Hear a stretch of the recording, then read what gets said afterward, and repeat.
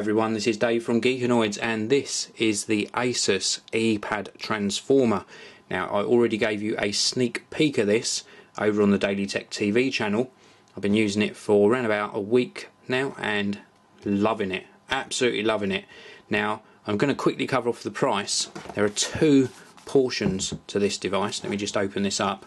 We have got the top portion, which comes off like this.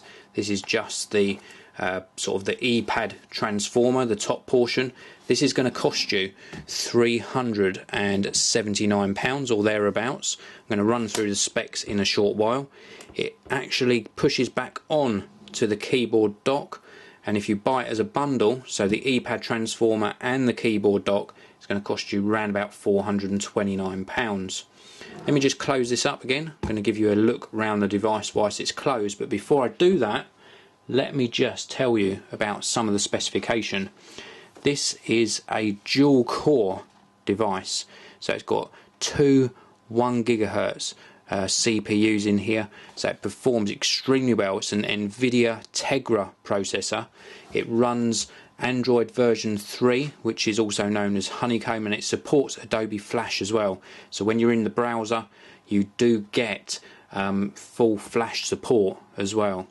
Now, battery life, 16 hours battery life if you're using it with the docking station, and round about I've been experiencing about sort of 10 hours, maybe 11 hours when it's been used just with that top portion, so the screen portion only. 16 GB or 32 GB of storage and 1 GB of memory, so your storage is independent to the actual memory, which you can use to install applications. Now let's give you a tour around here. This is obviously the outer casing. Got a nice Asus logo here, really nice textured finish to the device as well. Two little slightly rubberized sections here on the hinge part. This here is a 5 megapixel camera, rear facing camera, so you can take pictures and video with it.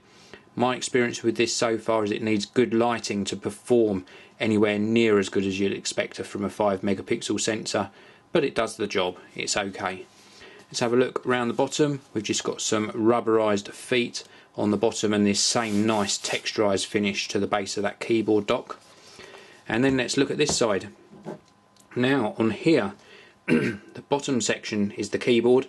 We have got a charging point and an LED indicator light and a USB socket. Concentrating on the keyboard dock, around this side we have got nothing. Round this side we have got an SD card slot, also supports SDHC and MMC memory cards, another USB socket, nothing on the back.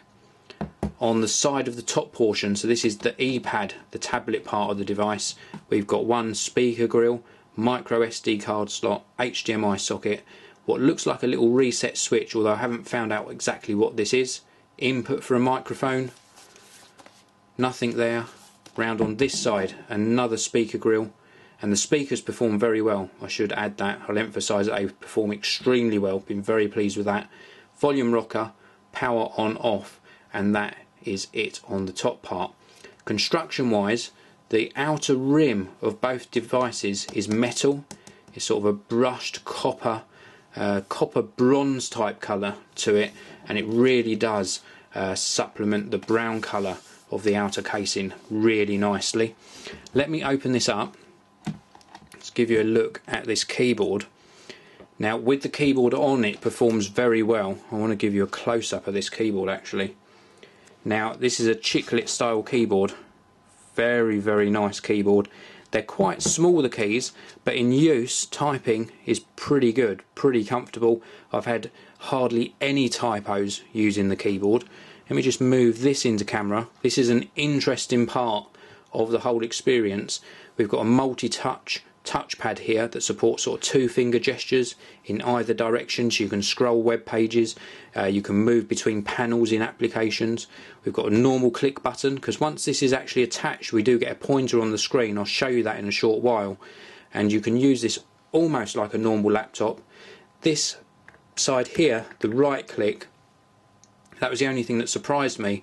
The right click seems to just take you back sort of one section on whatever application you're on. So if you're in the browser, this will take you back one page, and I could find no way of configuring that in any other way. Let's have a look at the keys. We've got some different keys on this keyboard. Top left here is sort of a back button which takes you back one stage. Then we've got a wireless on off Bluetooth key. I think this one here actually turns the display on and off. Not entirely sure on that one. This is a brightness up and down, auto brightness, turn the camera on, browse, settings. This takes you straight to settings. And then moving along to this side, we've got some media controls for skipping backwards and forwards, playing and pausing, muting the sound, volume up and down, and also locking the screen. And then we've got some more custom keys as well. We've got a function button here which allows you to gain access to the blue area over here, the page up, down, home and end. And then we've also got a home button just down here, back over to this side, and we've got a search button, an alt button, a menu button, and this is really good because when you're in an application you can hit this to invoke the menu in that particular application, and it all works extremely well. Now this is the catch here which allows you to undock the tablet. I'm going to do that now, so we just slide this across to the unlock side, and then it allows you to lift the tablet off of the device. So before I show you this really snazzy user interface that's provided by Honeycomb, or Android version 3 as other people know it, let me just show you the underside of the tablet device. This is where the dock connector goes into the middle section. Then we've got two slots here which sort of pull it down into the keyboard dock, and that works extremely well. You do have to do it a few times to get used to how to dock and undock it, but it does work very well, and they've done a good job at engineering this. The charging dock on the bottom that I just showed you, just down here, you can charge just the tablet by itself. When it's docked, it charges the tablet first, and then it moves on to charging the internal battery in that keyboard section. We've also got a 1.2 megapixel camera at the top there, and then the user interface is presented on the 10.1 inch LED backlit screen with a 1280 by 800 resolution, so a nice resolution. Now when I switch the device round, you'll see that it does rotate round. You can lock the rotation if you want, and we have got standard applications pre-installed, as well as a status bar and some touch sensitive area down the bottom here. This is all on the screen, so the back button, the home button, and also the sort of multitasking button all reside on the actual screen. If I tap on this area here, we get the notifications up, so we got some new emails, some new stories come in on some of the applications I've got installed, as well as settings here showing me the amount of battery life, the fact I'm connected to Wi-Fi, and the date and time.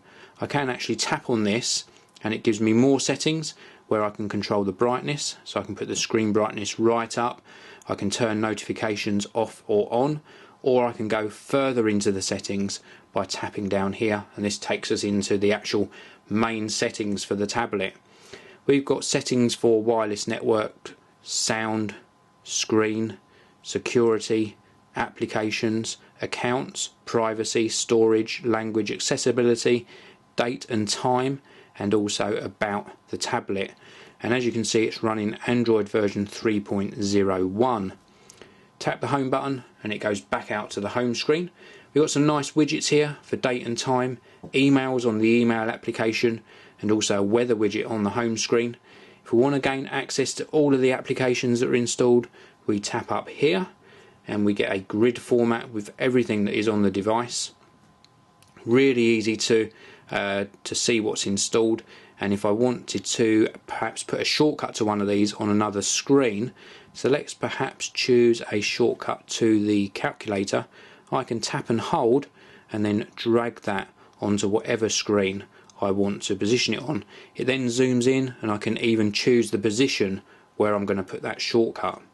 Let's go back out to the home menu and it goes to the screen where I placed that shortcut. If I want to get rid of it, tap and hold again and I can reposition it. We've got a little shadow showing as to where it's going to be positioned on the screen as I move it round, or I can pull it all the way up to the top right and actually remove the shortcut altogether. Now here I've got some widgets already on here. I've got a TweetDeck widget to my Twitter client, I've got shortcut widget there to my emails, and I've also got one here that isn't working properly, the YouTube widget. I just can't get it to work properly. It always fails, as does the YouTube application. If I go into YouTube, sometimes this works, a lot of the time I get this, there is a problem while connecting to the network. Let's tap on retry, see if we can get it to work. When it does work, it looks absolutely beautiful. We get this grid presentation of sort of channel icons or video icons across the screen, but it is actually deciding not to work at the moment. There we go, it's decided to work. So now we've got access to my subscriptions. These are videos that I subscribe to, or channels I subscribe to, and I can scroll from left to right to see another window of panels, and I can click on one to view the video if I so choose. Let's go back out to the home screen. We've also got the Gmail app integrated into the device, so we can go on to Gmail, and here we've got a widescreen view, inbox, starred chats, etc. If I click on perhaps one of the messages, then that all shifts across, and then we get a scrollable list of messages on the left panel and a scrollable sort of body of the message on the right, and I can reply to it.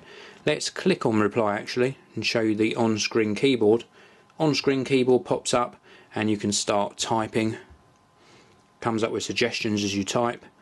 Dear viewer, let's just do a little test of the keyboard. Many thanks. You get the idea. I'm not going to actually complete that email, but let's actually get rid of that reply. We want to discard that message, and it goes back out to the previous view. I can put ticks in boxes down this left hand side and do functions like archiving, deleting messages in bulk. So it offers all of that functionality, and it's a joy to use. Now, you saw me typing just very briefly on that on-screen keyboard. When it's actually docked on the keyboard dock, you do find that you can type extremely quickly with that tiny little keyboard. The fact that you get a mouse pointer coming around on the screen to click on icons is very strange. It's not very intuitive, and I do find myself reaching up to touch the screen a lot of the time, but that's something you'll get used to with time. Battery life, very good so far. I'm getting a day and a half roughly of use just using the sort of pad portion of the device. A little bit longer I would expect if I was using the keyboard all the time. Weight wise and construction wise, this feels really nice in the hand actually. I'm really enjoying what this feels like, and it is comparable to the weight of the original iPad. It's a little bit heavier I think than the iPad 2, but it certainly feels really nice in the hand. Nice glass screen, very responsive to the touch. I've got no issues at all with the screen. Just a joy to use. I think the few niggly things are the way some of the applications work. For example, TweetDeck isn't really great on the tablet experience. Pulse Newsreader, which I use all the time, is extremely good. So that will improve with time as more developers produce tablet devices, produce tablet applications, then that will certainly improve. The screen quality and resolution is really good. Let me just give you a close-up of the actual screen. I've been so pleased with how this screen looks. Let me go into the gallery application and then into here and just show you one of the photos. Now these are pre-installed ones, they're not ones that I've taken, but the clarity and the contrast on the photos, extremely good. It's very responsive to the swipe, as you can see, so great as a multimedia device. I don't think you'll be disappointed in this at all. I've been just so pleased with how this has been performing that it has stopped me from picking up my iPad for the past week. So I'm really loving how the Asus Eee transformer has been performing. Very nice experience. With regards to the keyboard, as I said at the beginning of this video, this is $379,429 with the keyboard. It's worthwhile paying the extra £50 for the keyboard dock. I'll be bringing you plenty more coverage of the Asus Eee transformer, as well as a look at some more of the apps, the user interface, etc. So please do keep checking back on the Geekanoids channel. If you want my regular updates, please follow me on Twitter by following @Geekanoids. Thank you very much for watching, and I'll see you all again in the next video. This video review is sponsored by Crucial, the memory experts. They provide reliable PC, notebook and Mac memory to boost your system performance and improve your general workflow.